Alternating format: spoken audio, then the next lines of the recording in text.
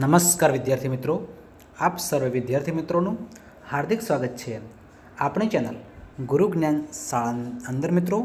તો મિત્રો, આજે આપણે દ્વિતીય વાર્ષિક પરીક્ષા 2024-25 ધોરણ 11નું મિત્રો વિષય મનોવિજ્ઞાનનું પેપરનું સોલ્યુશન કરવાના છીએ. તો વિદ્યાર્થી મિત્રો, વિડીયો તમારે લાસ્ટ સુધી જોવાનો છે અને તમારા મિત્રોને પણ શેર કરો, એમને પણ આ પેપરનો લાભ મળે મિત્રો.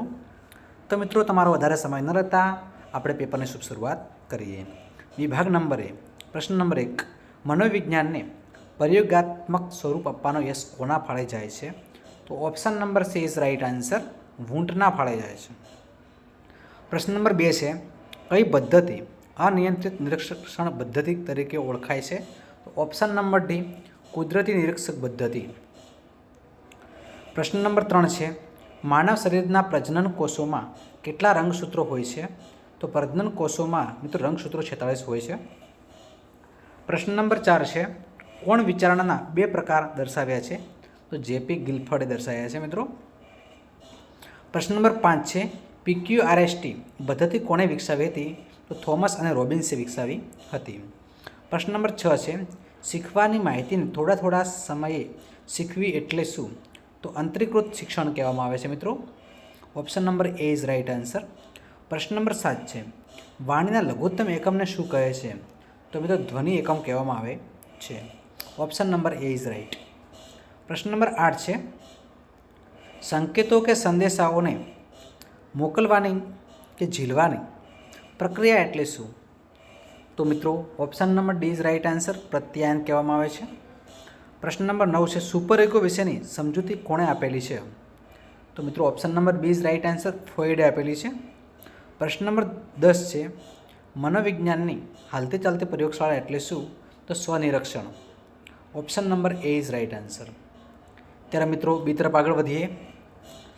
વિભાગ બીમાં મિત્રો દરેક પ્રશ્નો આપણે એક વાક્યમાં ઉત્તર લખવાના છે અને પ્રત્યેકનો મિત્રો 1 ગુણ છે. પ્રશ્ન નંબર 11 છે, નૈતિક વિકાસનો સિદ્ધાંત કયા મનોવૈજ્ઞાનિકે આપ્યો છે? તો કોહલબર્ગે આપ્યો છે. કોને આપ્યો છે? કોહલબર્ગ. પ્રશ્ન નંબર 12 છે, એમિગડાલાની મહત્ત્વની ભૂમિકા શું છે? તો મિત્રો આક્રમકતા છે. શું છે? આક્રમકતા. પ્રશ્ન નંબર 13 છે, ટૂંકા ગાળાથી સ્મૃતિ ક્ષમતા કેટલી હોય છે? તો 20 થી 30 સેકન્ડ. પ્રશ્ન નંબર 14 છે, ભાષાની વ્યાખ્યા આપો. ભાષા એ પ્રતીકોતંત્રના આધારે મૌખિક, લેખિત અને સંકેતોમાં રચાયેલા પ્રત્યયનું સ્વરૂપ એટલે ભાષા. ટાટનું પૂરું નામ લખો. વિષય અધિપ્રત્યક્ષ કસોટી. ઓપ્શન નંબર આનું પૂરું નામ છે વિષય અધિપ્રત્યક્ષ કસોટી. ત્યારબાદ મિત્રો વિભાગ સી તરફ આપણે આગળ વધીશું. તો મિત્રો વિભાગ સીમાં મિત્રો નીચેના પ્રશ્નોના માગ્યા મુજબ ઉત્તર લખવાના છે. ગમે તે 5 તમારે લખવાના છે. પ્રત્યેકના મિત્રો 2 ગુણ છે.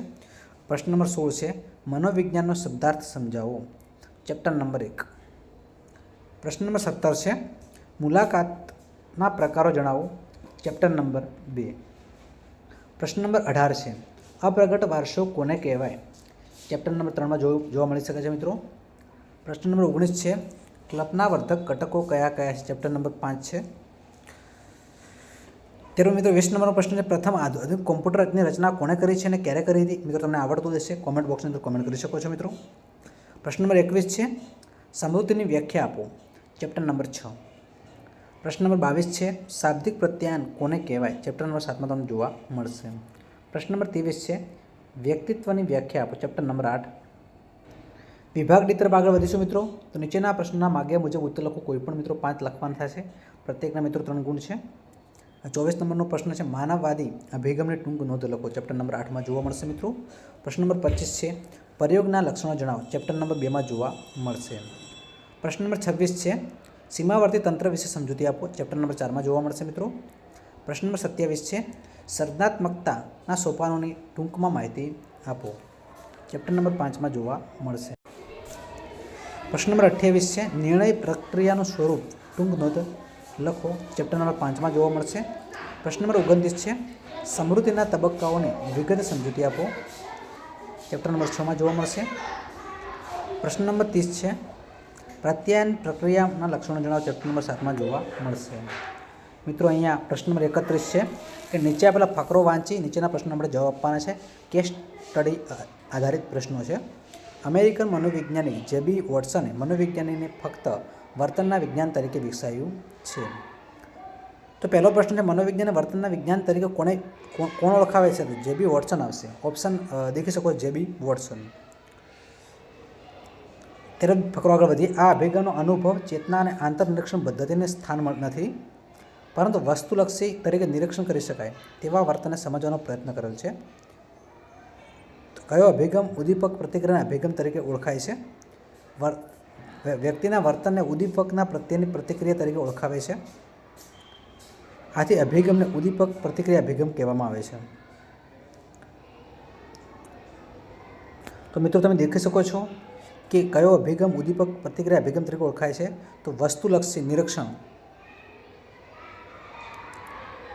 કરી શકાય તેવા વર્તન સમજવાનો પ્રયત્ન કરે છે અને વ્યક્તિના વર્તનને ઉદ્દીપક પ્રત્યેની પ્રતિક્રિયા તરીકે ઓળખાવે છે.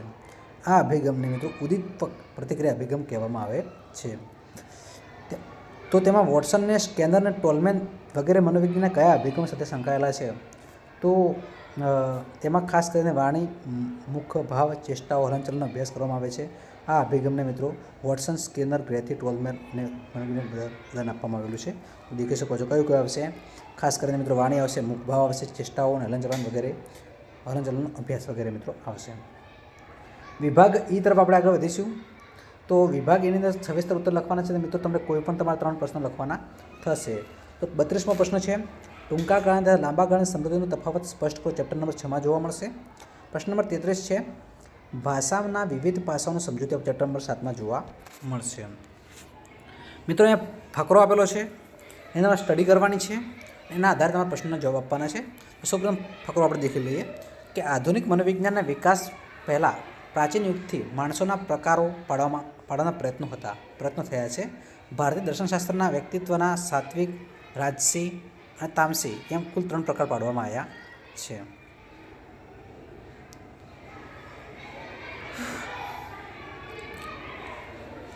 પ્રકાર પાડવામાં આવ્યા છે. ભારતીય ચિકિત્સા ચરક સંહિતામાં શારીરિક દોષના આધારે વાત વિકૃતિ, પિત્ત વિકૃતિ, કઈ પ્રકૃતિ એમ 3 પ્રકાર પાડવામાં આવ્યા છે. વાત પ્રકૃતિમાં માણસો ખૂબ જ ચંચળ અને સક્રિય હોય છે. પિત્ત પ્રકૃતિવાળા માણસો ઉગ્ર સ્વભાવના હોય છે અને કફ પ્રકૃતિવાળા માણસો ઠંડા અને સૂતર હોય છે. અને ગ્રીક વેદ હિપોક્રેટ્સ માણસના શરીરના કયા રસસાવનો પ્રભાવ છે તેના આધારે 4 પ્રકારો જણાવ્યા છે.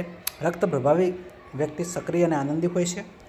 કફ પ્રભાવી વ્યક્તિ ચુસ્ત હોય છે અને કાળા પિત્તના પ્રભાવવાળા વ્યક્તિઓ ઉદાસ હોય છે અને પીળા પિત્તના પ્રભાવવાળા વ્યક્તિઓ ઉત્તેજનશીલ અને ક્રોધી હોય છે. તો મિત્રો આ 5 પ્રકારો તમે જે ફકરો દેખ્યો છે સ્ટડી કરી એના આધારે જવાબ આપવાના છે કે ભારતીય ચિકિત્સા ચરક સહિતના શારીરિક દોષના આધારે કયા 3